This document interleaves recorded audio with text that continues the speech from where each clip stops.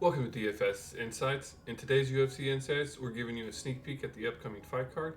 We'll cover fighter salaries, potential winning odds from Vegas, and our own logistic regression calculations. Join us for a high-level overview of the main fights as we highlight key matchups to keep an eye on. This is just the beginning. Stay tuned for our full breakdown in a video that's going to be coming in a few days. We're going to go ahead and do a deep dive into strategies and picks that could lead you to that victory and the grand prize for the GPP tournament this week of $100,000. Let's get started.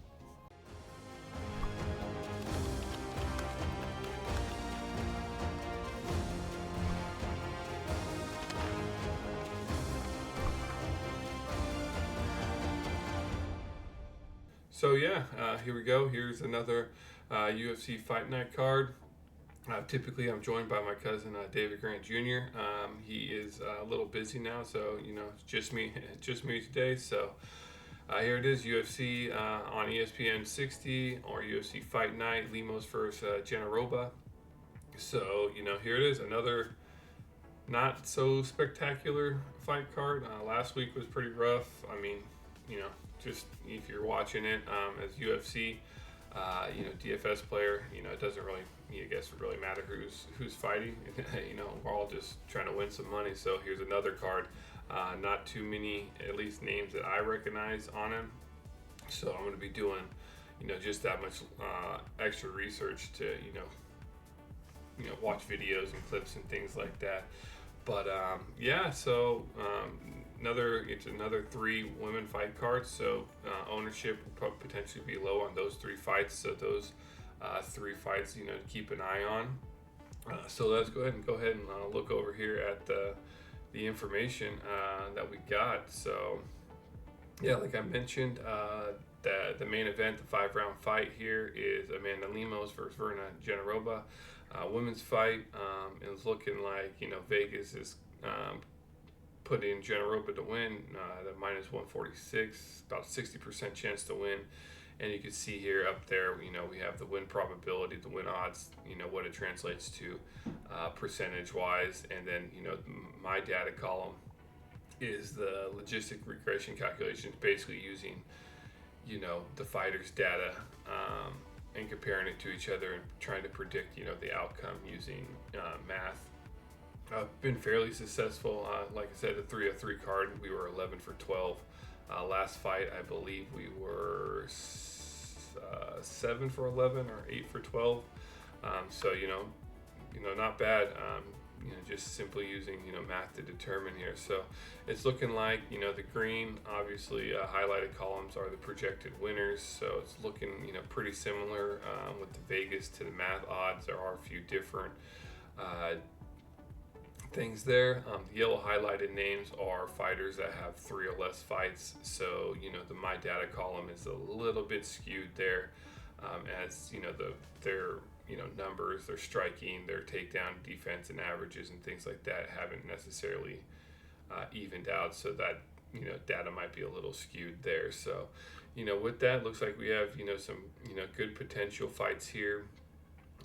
Just for the win odds with being a 12 fight card, I will be looking obviously for the winners, but be looking for those inside the distance finishes potential and round 1 finishes. I know you typically look for that anyways, but more so with the smaller fight card, 10 or under or so, just getting 6 wins could put you up there in the money. But getting to these larger fights, just getting the 6 winners might not necessarily put you in the money, especially in these large field GPP tournaments. So, which is what we break down here.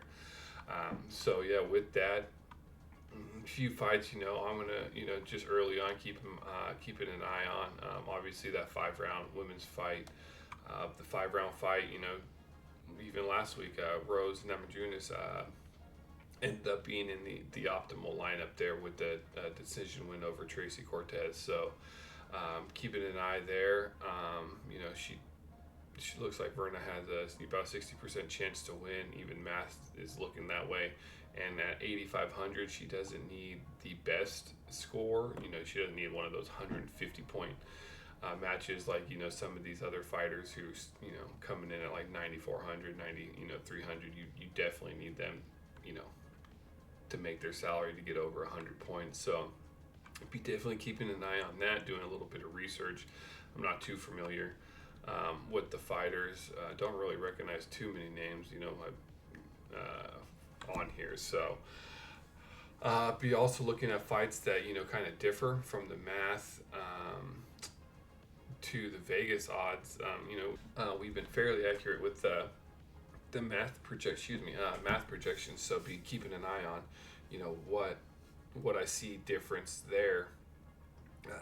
Looking at here, we have, let's see,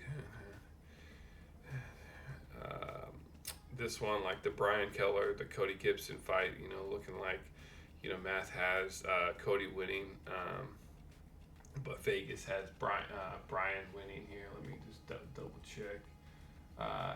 So be keep an eye. I mean, as you can see, it's pretty basically, the reverse here. So you got 70% Vegas odds, which is, the underdog. So I'll be definitely keeping an eye on ownership. We will, we typically cover ownership in the next video. So please make sure you hit that like, subscribe, notification bell so you don't miss that. We do, pick basically the 3 best fights. We like to keep the video pretty short, so we pick, the 3 best fights that we think are going to have the best chance to make that optimal lineup, and then give like a full breakdown of those fights. So, with that, use these, these are just the initial, it is, Wednesday before the fight here. So, check that video out. It comes out typically, Friday morning. For the full breakdown, but these are just the initial Vegas odds, and then the math, our math, logistic regression calculations. So, drop a comment down if you have any questions or want any further explanations. I'm going to still, it's early.